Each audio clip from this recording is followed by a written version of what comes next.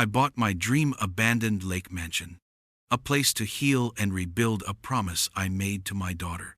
But when I showed up to renovate it, I found the HOA already demolishing it for unpaid HOA fees they claimed I inherited.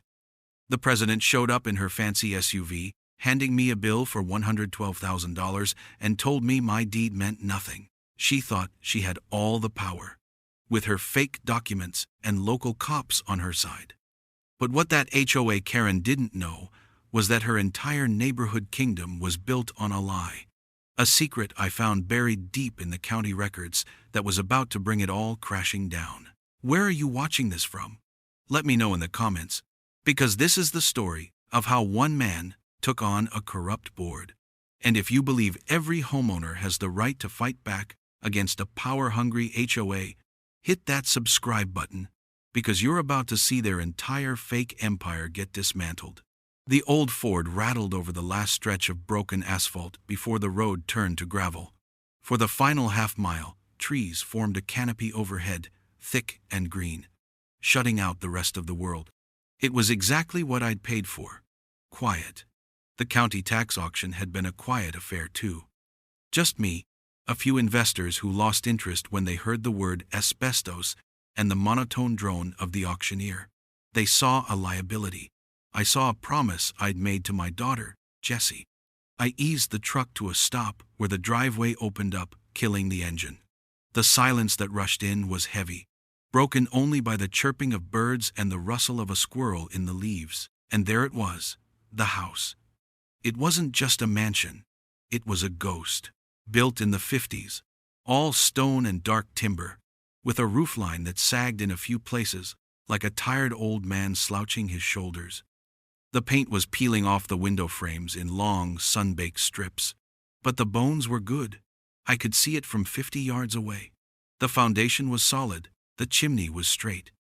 It had been left to rot since the 90s, but it was still standing proud. This place was going to be my therapy, my tribute. A place to put my hands to work so my mind wouldn't wander to that quiet, sterile room in the hospital. I grabbed my keys and a worn leather notepad from the passenger seat and swung myself out of the truck. The air smelled of pine needles and damp earth. I walked the perimeter first, just like I would on a job site. My boots crunched on the gravel path, now mostly reclaimed by moss and weeds. The grand front porch, a wide, sweeping affair with thick columns, had a few rotten floorboards, but the structure was sound. I made a note: replace deck boards, check support joists. I pictured Jessie sitting out here with a sketchbook, drawing the lake as the sun went down. The thought came and went, like a dull ache. The front door was solid oak, 3 inches thick. The key, a heavy, old-fashioned skeleton key, turned in the lock with a satisfying clunk. The door swung inward on a protesting groan, opening into a different time. Dust motes danced in the slanted afternoon light that cut through the grimy windows of the main hall. A grand staircase swept up to the second floor, its mahogany banister coated in a thick, velvety layer of gray. To the left, a living room, vast and empty, except for a faded family portrait still hanging above the massive stone fireplace. A man, a woman, 2 kids, all smiling in that stiff, formal way people did for pictures back then. They'd built a life here. Now it was just me. I spent the rest of the day walking through the rooms, my notepad filling up with lists: rewire entire house, knob and tube, plaster repair, 2nd floor bedroom, check roof for leaks near flashing. Every task was a small step forward, a way to build something new out of something old. The house wasn't empty to me. It was filled with the work that needed to be done, and that was a comforting thought. I didn't feel the loneliness here. I felt a purpose. Before the sun dipped below the trees, I drove back out and parked my truck on the main road, not wanting to block the drive for when I brought in heavy equipment. I settled into the driver's seat for the night, eating a cold sandwich and watching the last light fade from the sky. It felt right, standing guard over my new life. The first night was peaceful. The next morning, I was up at dawn. I had a long list of materials I needed for the initial cleanup and securing of the property. Plywood for the broken windows, new locks, heavy-duty tarps. The trip to the hardware store in the next town over took a couple of hours. I felt good, driving back with a full truck bed. I was a man with a project, a man with a plan. I turned off the main road, heading back down the gravel lane, whistling a tune I hadn't thought of in years. But then I heard it. A deep, guttural growl that didn't belong in the woods, the sound of a diesel engine under load. I pushed a little harder on the gas, my stomach tightening. As I rounded the last bend, the scene that met my eyes made the air rush out of my lungs.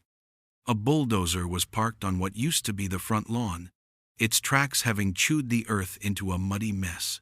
A few men in yellow safety vests were standing around, and a track hoe with a grappling claw was systematically tearing apart the front porch. Splintered timber and shattered columns lay in a heap. I slammed the truck into park, leaving it in the middle of the drive, and jumped out. My heart was hammering against my ribs, a cold, sharp anger rising in my throat. I walked straight toward a heavy-set man holding a clipboard, who seemed to be in charge. "What in the hell do you think you're doing?" I kept my voice low, but it had an edge that made him look up from his papers. He had a tired, bored look on his face. "Got a job order," he said, not even making eye contact. "Demolition? Demolition? This is my property," I said, my voice getting louder. "I just bought it." He finally looked at me, a flicker of something, annoyance maybe, in his eyes. "That's not what my paperwork says. Says the HOA ordered a teardown. Property's a hazard. Unsafe." The HOA? I'd seen the sign for the Lakeview Estates Homeowners Association on the main road, but the realtor for the county auction had assured me this property was unencumbered, sold as is, free and clear. I pulled my wallet out, fumbling for the folded-up document I'd put there just yesterday. I shoved the copy of the deed into his face. "I hold the deed, clear title from the county. No liens, no encumbrances. I own this land, and I own this house. Now get your machines off my property." The foreman glanced at the paper, then back at me, and shrugged. It was the shrug that set my teeth on edge. The casual, dismissive gesture of a man who didn't care one bit. "Look, pal," he said, his voice flat. "I just follow the work order. If you've got a problem, you take it up with the board. Not my circus, not my monkeys." He turned away, motioning to the operator in the track hoe, who revved the engine, ready to take another bite out of my home. My promise, the war had started, and I hadn't even known I was a soldier. The foreman finally told his men to stand down, but they didn't leave. They just powered down the machines and stood there, leaning against the cold yellow steel, watching me like I was a cornered animal. The air was thick with the smell of diesel and freshly splintered pine from what was left of my porch. I stood my ground, my deed still clenched in my hand, waiting for the next move. It didn't take long. About 20 minutes later, a pristine black SUV with windows so dark you couldn't see inside crunched up the gravel drive. It stopped a good 30 feet away, and the driver's side door opened. Out stepped a woman who looked like she was carved from ice. She was maybe in her late 50s, with perfectly styled blonde hair that didn't move in the breeze, and a face that was smooth and tight in a way that wasn't natural. She wore a crisp white pantsuit and held a designer coffee cup like it was a weapon. This, I knew without a doubt, was the queen of the HOA. She walked toward me, her expensive shoes picking their way carefully through the muddy tracks left by the bulldozer. She didn't look at the destroyed porch. She didn't look at the house. She looked right through me. "Are you the new occupant?" she asked, her voice as cold and sterile as a surgeon's scalpel. I straightened up. "I'm the new owner. My name is Mike Halvorsen." I held up the deed. "And I'd like to know why you're trespassing on my property and demolishing my house." She gave a little sigh, a theatrical puff of air that was meant to convey how tiresome this all was. "Mr. Halvorsen, I am Charlene Rourke, president of the Lakeview Estates Homeowners Association. This property," she said, waving a dismissive hand toward the mansion, is under our jurisdiction, and it is severely delinquent. I shook my head. The title is clean. I bought it at a county tax sale. There are no debts attached to this property. For the first time, a small, tight smile touched her lips. It didn't reach her eyes. Oh, the county doesn't handle our private covenants. That's a separate matter entirely. You see, the previous owner owed the association a substantial amount in fees, fines, and penalties for violations going back more than a decade. She took a sip of her latte. When you bought the property, you bought its debt. Your title doesn't excuse you from that. I felt a knot of ice form in my gut. How much? I asked, my voice low. She pulled a sheaf of papers from a leather portfolio she had tucked under her arm and waved them at me. As of this morning, the total outstanding is $112,463 and change. My mind reeled. That was more than I paid for the entire property. You're telling me I owe you over $100,000, and your first notice is to show up with a demolition crew? No letter? No hearing? She laughed.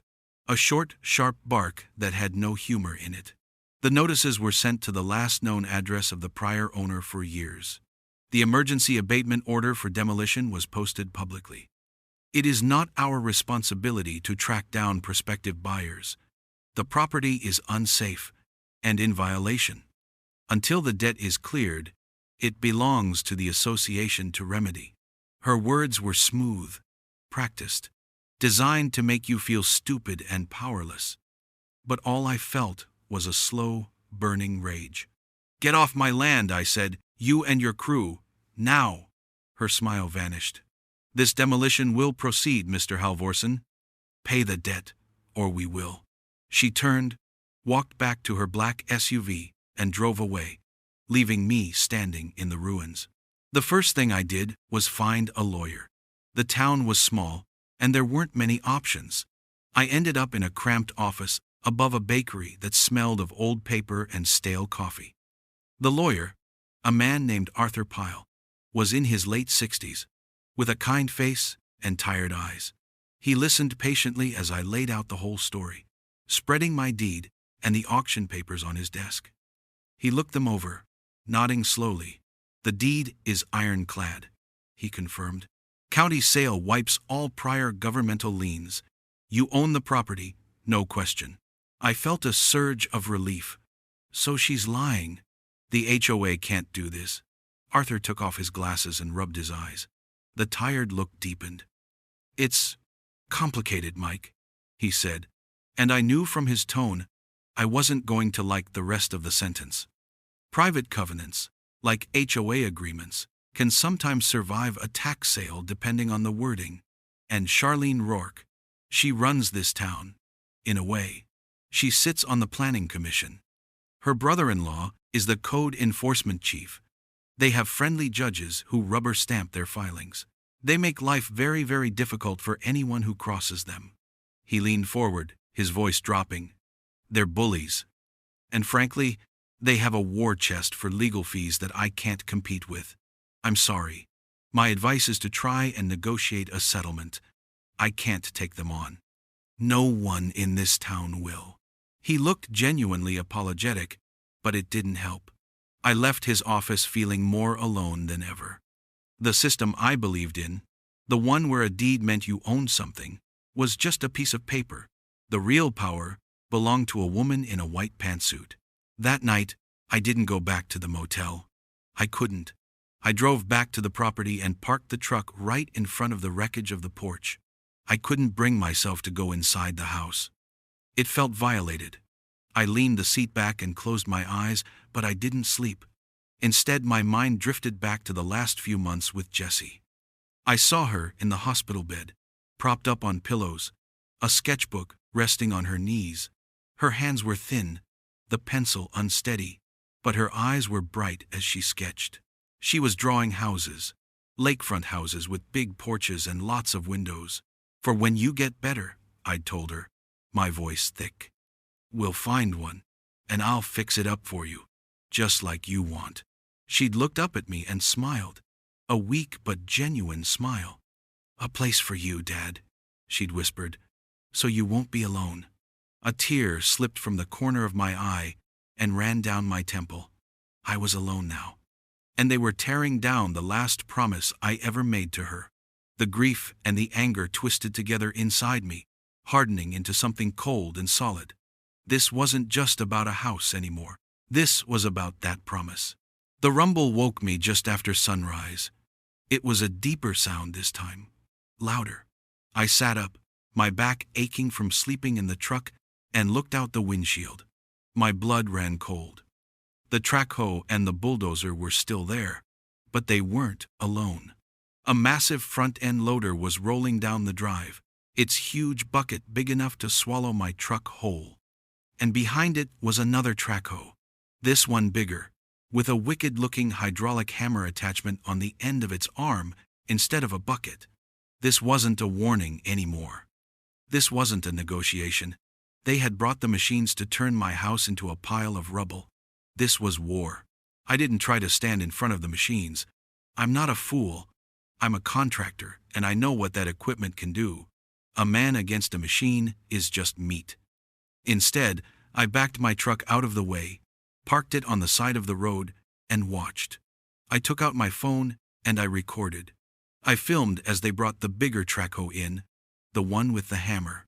I filmed as they started pulverizing the foundation of the old porch, breaking apart the stone pillars my hands were itching to restore. The foreman saw me, but he just shook his head and went back to his clipboard. They worked for 3 hours, turning a salvageable piece of history into a pile of gravel and splinters.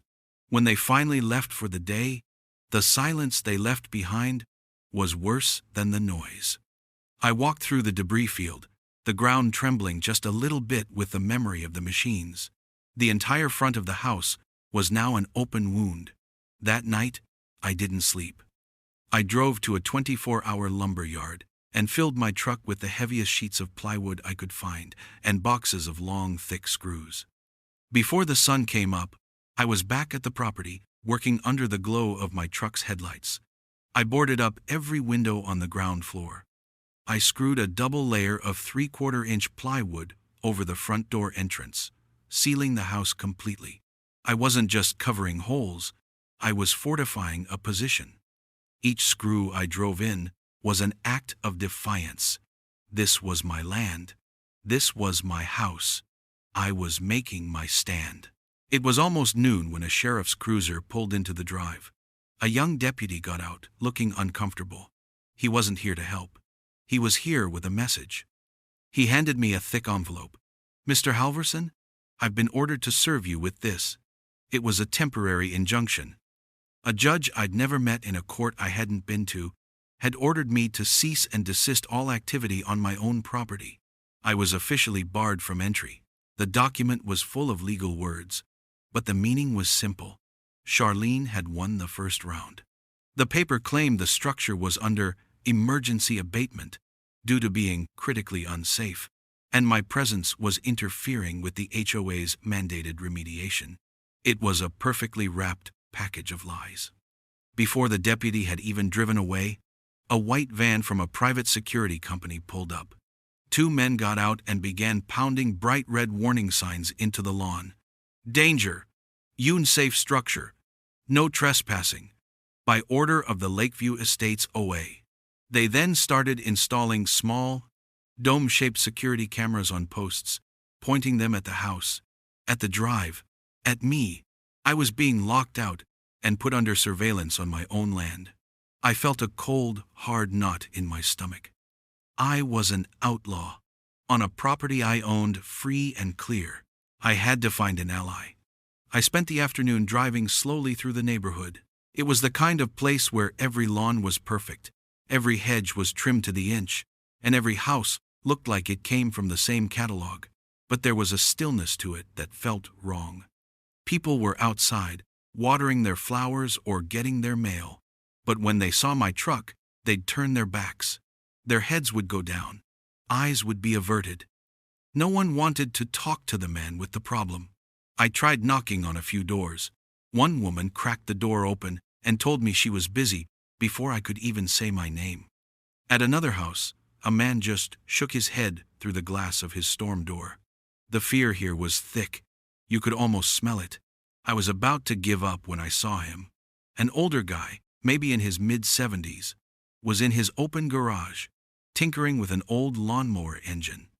He had a wiry frame and the gnarled, capable hands of a man who had worked with them his whole life. He watched me as I drove by, not with hostility, but with a cautious curiosity. I pulled over and got out. He didn't stop his work, just kept turning a wrench, his knuckles stained with grease. "Having trouble?" I asked, nodding at the engine. He grunted. "This thing hasn't run right since Nixon was in office." He wiped his hands on a rag and finally looked at me directly. His eyes were pale blue and didn't miss a thing. "You're the fella at the old mansion." It wasn't a question. "I am Mike Halverson." I offered my hand. He took it. His grip was surprisingly strong. "Pete Withers," he said. "Lived here 35 years." We stood in silence for a moment. "They're giving you a rough time," he said finally. "I heard." "That's one way to put it," I replied. He looked down the street toward my property. "She did this before, you know. To another vet.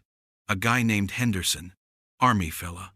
She hounded him over the color of his mailbox. Then it was a fence. Then the length of his grass. Fined him into the ground. He lost his house. Last I heard, he was living in his truck a few counties over." The story landed like a punch to the gut. This wasn't just a one-time thing. It was a pattern. "I'm not Henderson," I said, my voice harder than I intended. Pete just nodded slowly, a flicker of something that looked like respect in his eyes. He said nothing more. And I knew the conversation was over. I got back in my truck and drove back to my spot on the road. That evening, as dusk was settling, I saw Pete walking down the road toward me. He was carrying a beat-up cardboard accordion file, the kind with a rubber band holding it shut.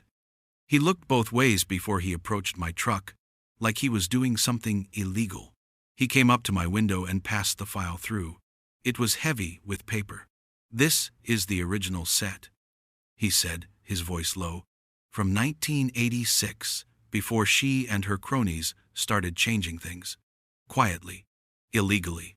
He tapped the file. "I was on the first board, back when this place was just starting.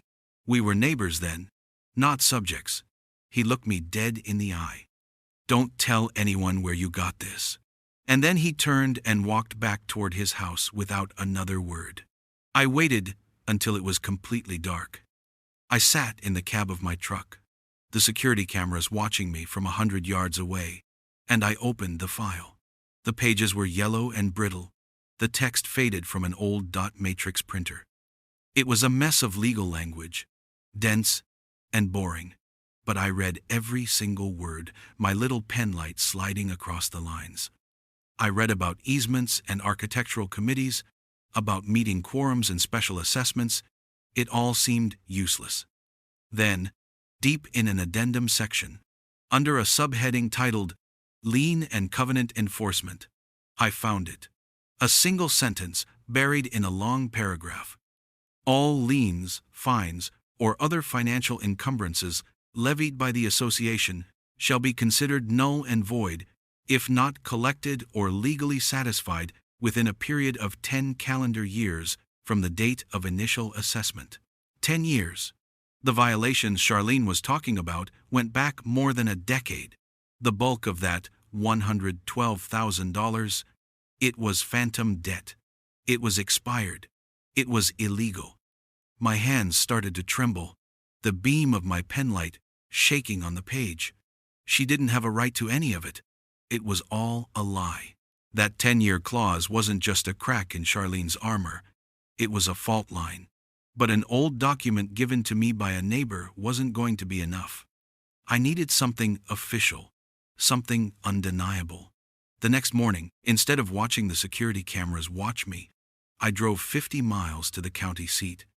The county records office was in the basement of the old courthouse, a cavernous room that smelled of old paper and floor wax.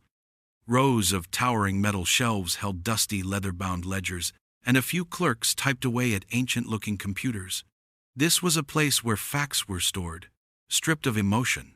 I started where any good contractor would, with the foundation. I didn't search for my property. I searched for the Lakeview Estates Homeowners Association. I wanted to see its birth certificate. I pulled the original plat maps from 1986, the ones Pete had a copy of. Everything was there, just as he said. But then I started digging into the corporate filings. HOAs, I knew, are basically little corporations.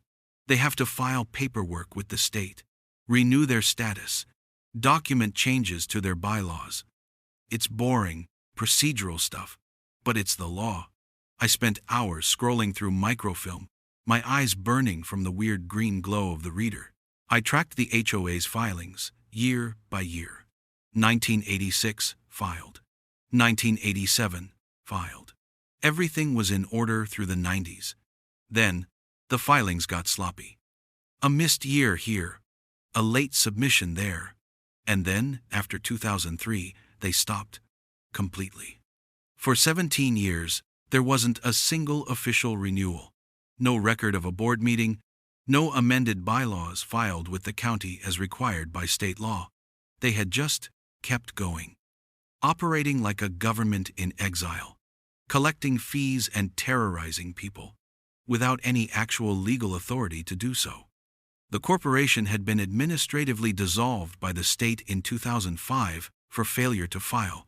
Legally, the Lakeview Estates HOA did not exist. My heart was pounding a steady, heavy rhythm in my chest. This was bigger than an expired lien. This was a house of cards.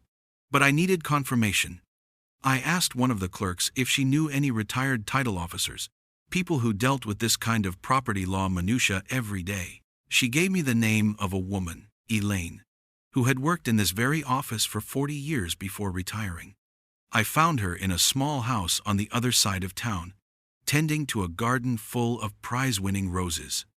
I laid out my copies of the documents on her patio table, the dissolved corporate status, the original 1986 bylaws Pete gave me, and my clean deed from the tax sale. She put on a pair of reading glasses and went through them, her finger tracing the lines of text. She didn't rush. After about 15 minutes, she took off her glasses and looked at me over the top of the papers. "Well, I'll be," she said, a slow smile spreading across her face. "You've got them. Cold?" According to these documents, not only are the old liens expired, but your property isn't legally subject to the HOA at all. It ceased to exist as a legal entity long before you bought the place. They're a ghost with a checkbook. Armed with that confirmation, I moved. I didn't go back to the timid lawyer in my town. I found a hungry one in the city, a young guy who specialized in real estate fraud. The first thing he did was file an emergency cease and desist against the HOA and the demolition company, citing fraud and illegal corporate activity. The second thing he filed was a quiet title action, a lawsuit designed to wipe out any competing claims to a property and make my ownership absolute and undisputed. While the lawyers were filing papers, I was making a power move of my own. I went back to the county tax auction website. I'd noticed a few other properties in the Lakeview Estates area had been up for sale, but they were undesirable lots, overgrown, oddly shaped, no road access. No one wanted them. I looked closer at the plat maps. 2 of those abandoned lots were adjacent to mine. They were worthless to anyone else, but to me, they were strategic. I bought them both online, for pennies on the dollar. The purchases were instant. I was now the owner of 3 contiguous parcels inside the boundaries of a ghost HOA. My new lawyer suggested we reach out to other residents, see if they'd be willing to make a statement. I thought of Pete. I drove back and found him in his garage, same as before. This time, when I told him what I'd found, he didn't just listen. He took off his greasy work gloves and led me inside his house. He made a few phone calls. An hour later, 2 other men were sitting in Pete's living room. One was a man in his late 60s named Carl, whose wife was in a wheelchair. The HOA had fined them thousands for having a wooden ramp that wasn't on the approved color palette. The other was a man named David, who looked pale and frail. He had a portable oxygen tank with him. He told me the HOA was trying to foreclose on his house over a lien for a dying oak tree they claimed he refused to cut down. He'd been fighting them for a year, and the stress was killing him. "I've got maybe 6 months left," David said, his voice raspy. "But I'll be damned if I let that woman win. I want this cleaned up before I go." All three of them, Pete, Carl, and David, agreed to sign sworn affidavits. They would be my witnesses. I felt like I finally had momentum. The law was on my side. The facts were on my side. I had allies. I drove back to my property that afternoon, feeling something I hadn't felt in months: hope. I parked in my usual spot on the road and was about to settle in when I saw 2 vehicles pull into my drive. The first was Charlene Rourke's black SUV. The second was a sheriff's patrol car. Charlene got out, holding a piece of paper. The sheriff, a different one this time, a big, stoic man with a thick mustache, walked with her. They came right up to my truck. I rolled down the window. "Mr. Halverson," Charlene said, her voice dripping with false sweetness, "you seem to have trouble following court orders. This is a restraining order. It says you are to remain at least 500 feet away from this property, which is under the legal stewardship of the association." She handed the paper to the sheriff, who passed it to me. I looked at it. It looked official. It had a judge's signature. But I knew the injunction I was served didn't say anything about me staying 500 feet away. It just barred me from the property itself, which I was complying with. This was something new. Something felt wrong. "This is my land," I said, my voice low and steady. "And that HOA of yours is a fraud." The sheriff's face didn't change. "Sir, I have a lawful order here. I need you to move your vehicle and leave the vicinity. It's a fake," I said, looking from the paper to Charlene's smug face. She had overplayed her hand. Her desperation was showing. The sheriff just sighed. "I'm not going to argue with you. Step out of the vehicle, sir." I didn't move. He opened my door. "Sir, step out of the vehicle now." I slowly got out of the truck, my mind racing. And then he did it. He turned me around, pushed me against the side of my Ford, and snapped handcuffs on my wrists. The cold metal bit into my skin. I was being arrested, on my own property, based on a lie from a woman whose entire empire was about to crumble. As the sheriff put me in the back of his car, I saw Charlene standing there, a triumphant smirk on her face, silhouetted against the ruins of my home. Being in a jail cell, even for a few hours, changes a man. It's the sheer powerlessness of it. The steel door clanging shut, the echoing silence, the knowledge that someone else holds the key. They took my belt and my shoelaces, standard procedure, but it felt like they were stripping away my dignity piece by piece.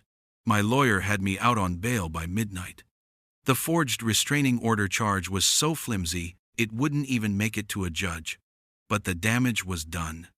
Charlene had shown me she was willing to use the full force of the law, even illegally, to get her way. She thought arresting me would break me. It did the opposite. It focused me. The next morning, I wasn't angry. I was cold. I was a man with a mission. The law was moving too slowly. My quiet title action and fraud complaint would take months to crawl through the courts. By then, my house would be a vacant lot. I needed to accelerate the timeline.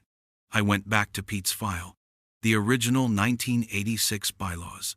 This time, I wasn't looking for a loophole for myself. I was looking for a weapon. And I found one, tucked away in the section on governance. A clause that allowed any member of the association to call a special community meeting with a petition signed by just 10% of the homeowners. The meeting's purpose could be anything, including the immediate recall and replacement of the entire board of directors, 10%. In a community of about 200 homes, that was only 20 signatures. It was a long shot. People were scared, but I had to try. Pete, Carl, and David were my first 3 signatures. We spent the next 2 days walking the neighborhood. It was slow, hard work. Most doors slammed in our faces. People would look out their windows, see me, and pretend they weren't home. But a few listened. We didn't talk about my house. We talked about their fines. We talked about Carl's wheelchair ramp. We talked about the constant threat of a violation notice for something as simple as leaving a garden hose out. We found an elderly woman who was being fined because squirrels were eating the seeds from her bird feeder and leaving shells on her lawn. We found a young family who was told they had to tear out their daughter's swing set because it was made of plastic, not cedar. With every story, the anger grew. Slowly, cautiously, people started signing the petition. It was a risk for them, and I knew it. But the weight of a dozen small injustices was starting to feel heavier than the fear of one big one. By the end of the second day, we had 27 signatures. It was more than enough. My lawyer drafted the official notice for the special meeting, and we posted it on the community bulletin board, as required by the old bylaws. The meeting was set for the following Wednesday night in the community clubhouse. We gave the board just 5 days' notice, the minimum required. It was just enough time for them to panic, but not enough time to mount a proper defense. Then, I made another call, not to a lawyer, but to a local investigative reporter I'd seen on the evening news. Her name was Sarah Jennings, and she had a reputation for digging into local corruption. I told her I had a story about an HOA that was operating illegally, filing fraudulent court documents, and attempting to steal a veteran's property. I told her I had the documents to prove it. I promised her a show. She was interested. Wednesday night, the clubhouse was packed. I'd never seen so many people from the neighborhood in one place. The air was thick with tension and nervous chatter. I saw Pete and Carl in the front row, giving me a grim, steady nod. Sarah, the reporter, was in the back with a cameraman, trying to be inconspicuous, which was impossible. Charlene and her board sat at a long table at the front of the room, looking annoyed but confident. They were on their home turf. Charlene, dressed in a severe navy blue suit, called the meeting to order, her voice sharp and condescending. She tried to control the narrative from the start, dismissing the meeting as a frivolous complaint by a delinquent non-member who was trying to avoid his financial obligations. She didn't know I was recording. From the podium, I didn't argue. I didn't raise my voice. I just put up my evidence. Using a projector I'd brought, I displayed the county document showing the HOA's corporate status had been dissolved in 2005. A confused murmur went through the crowd. This document, from the county recorder's office, proves that the Lakeview Estates HOA ceased to legally exist 17 years ago, I said, my voice calm and clear, amplified by the small microphone. This means every fine, every lien, every special assessment, and every foreclosure action this board has initiated for nearly 2 decades has been illegal. Charlene jumped to her feet. This is absurd. We are a legally recognized entity. This is slander. Her vice president, a smug-looking man in a cheap suit, started shuffling papers, trying to find something to refute it. But there was nothing. The document on the screen was undeniable. The crowd was starting to buzz now, people turning to their neighbors, whispering. The foundation of their world was cracking. Then I put up the next document, a copy of my clean title. And after that, a copy of the 10-year expiration clause from their own original bylaws. According to the last legal founding documents of this association, I continued, the debt you claim I owe on my property expired years before I even bought it. I paused, letting the information sink in. The room was growing louder. But I wasn't finished. I had one more slide. It was a plat map of the entire Lakeview Estates development. I had highlighted 3 parcels in bright red, my mansion property and the 2 abandoned lots I had bought next to it. And as of last week, I said, I am the legal owner of these 3 lots. I clicked to the next slide, which was a close-up of the map. I had drawn a circle around a small, square building on one of my newly acquired, worthless pieces of land. A building I'd discovered when I studied the original engineering schematics for the development. This building, I said, pointing to the screen, is the pump house for the community irrigation system. It feeds water from the lake to every sprinkler system, every boat dock, and every decorative fountain in this entire neighborhood. The easement for that system runs directly through my property. I let that hang in the air for a moment. Complete silence fell over the room. Every eye was on me. Charlene's face had gone pale, her mask of cold confidence finally shattering. The board's authority is based on a lie, I said, my voice dropping but carrying across the silent room. You have no legal power here. And you have until Friday to tender your resignations, dissolve this fraudulent board, and release all current liens.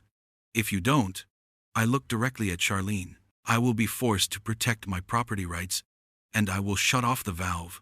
The meeting ended in chaos. Charlene tried to shout me down, calling for a motion to have me removed, but no one was listening to her anymore. The residents were on their feet, shouting questions, demanding answers.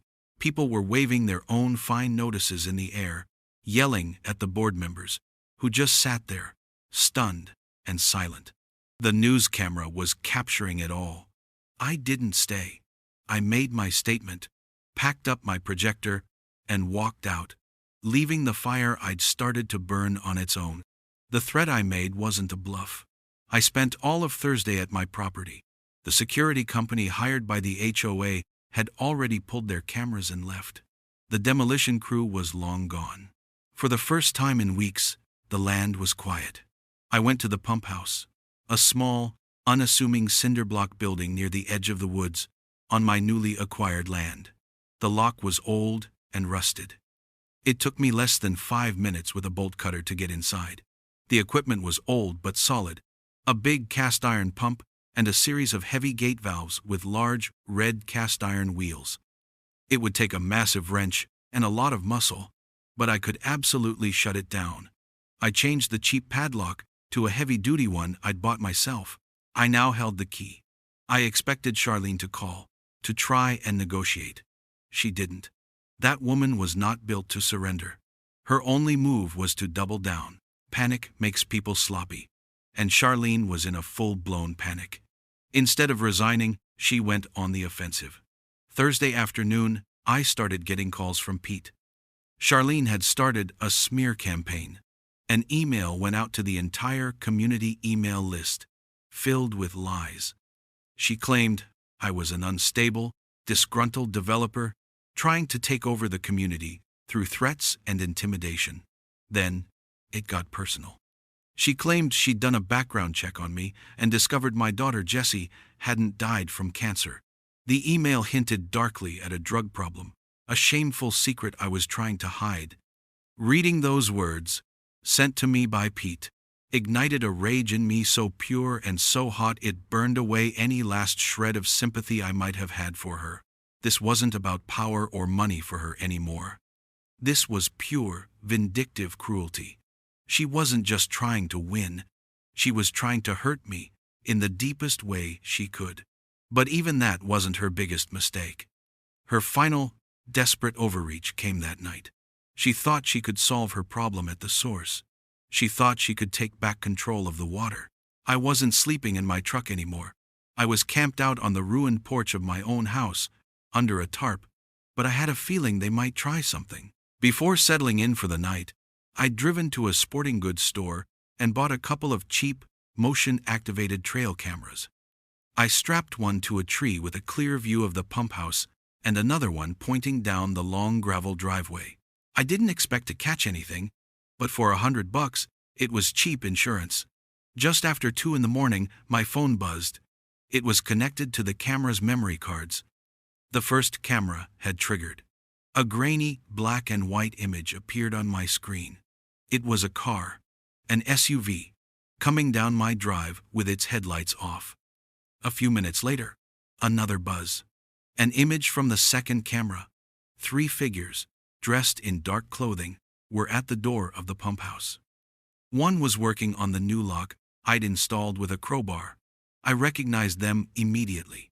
It was Charlene, her spineless vice president Greg, and another board member.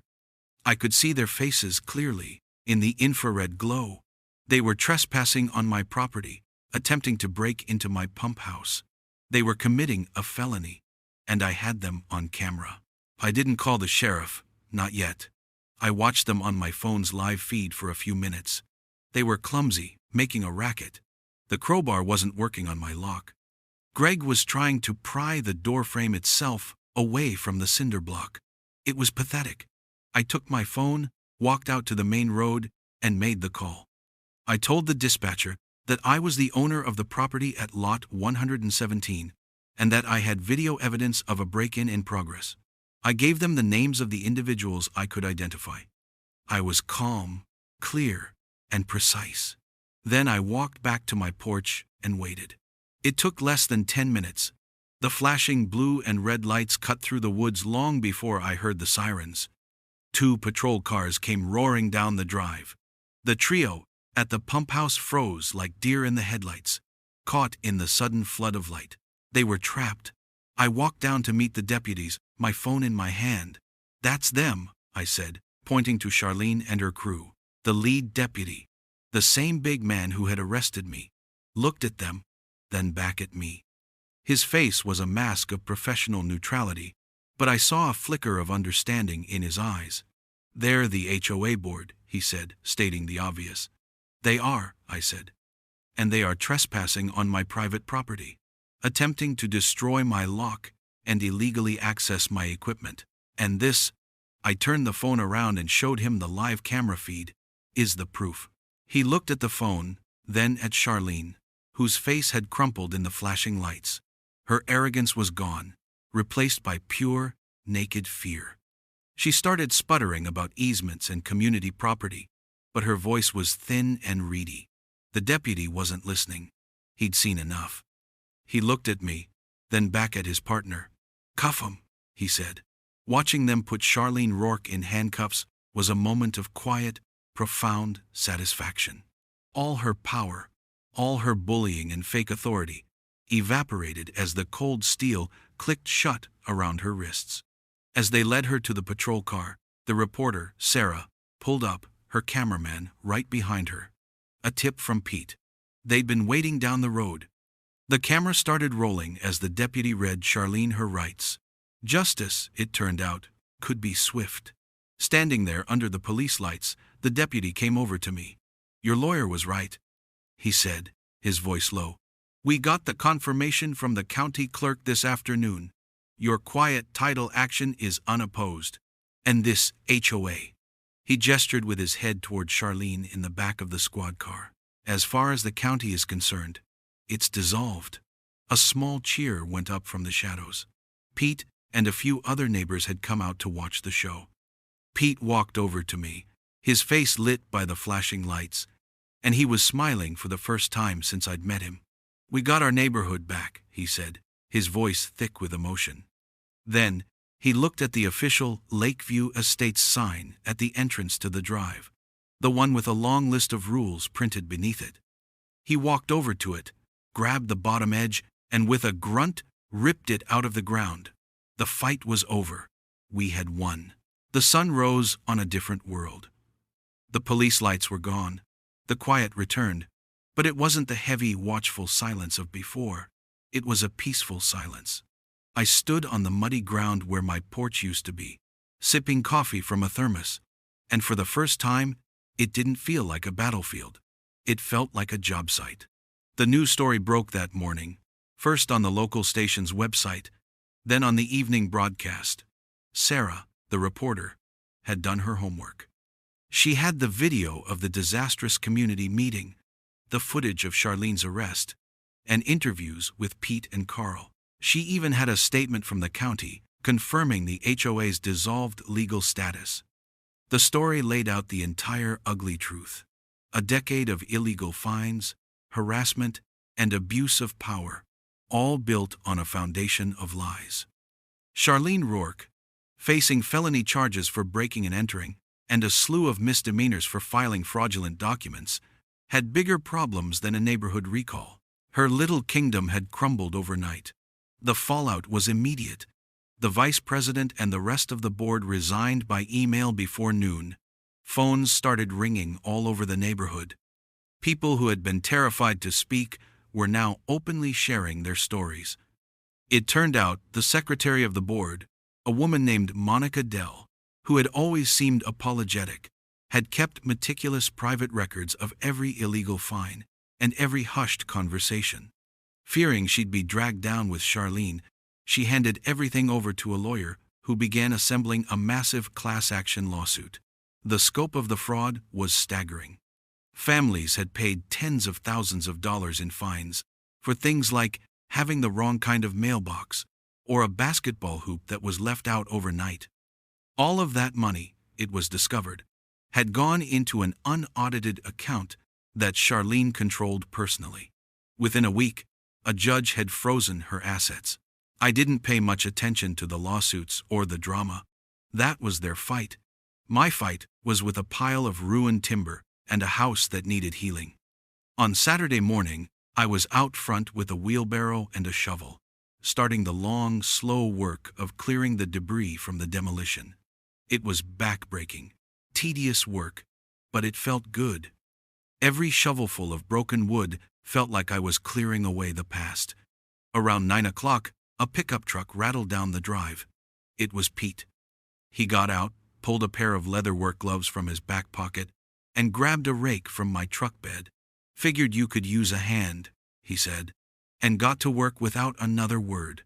A few minutes later, another truck arrived. It was Carl, the man with the wife in the wheelchair. He couldn't do heavy lifting, but he brought a cooler full of water and sandwiches. And then another car, and another. By 10 o'clock, there were nearly a dozen of them. Neighbors I'd never spoken to. Men and women who had hidden behind their doors just a week ago.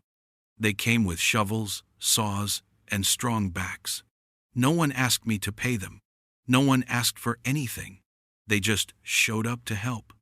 A silent, powerful acknowledgement that my fight had been their fight too.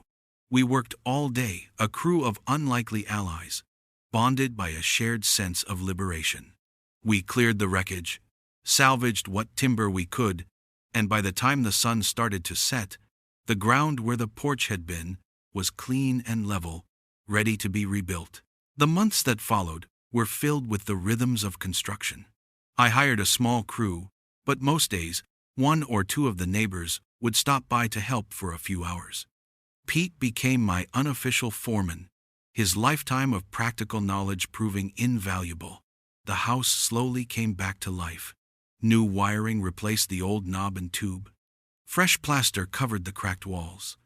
Light and air flowed through windows that had been boarded up for decades. A new porch, wider and stronger than the original, rose from the ground up.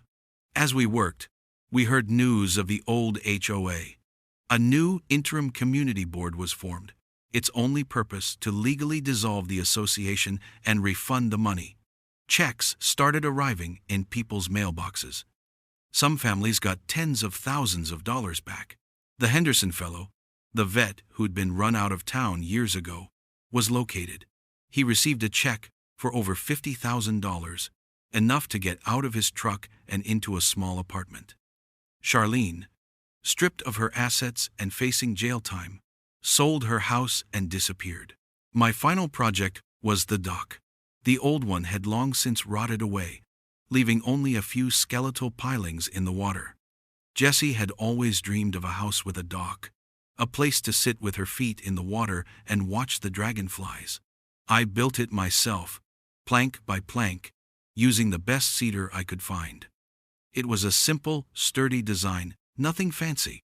On the day I finished it, I walked out to the end and stood there for a long time, watching the sun glitter on the water.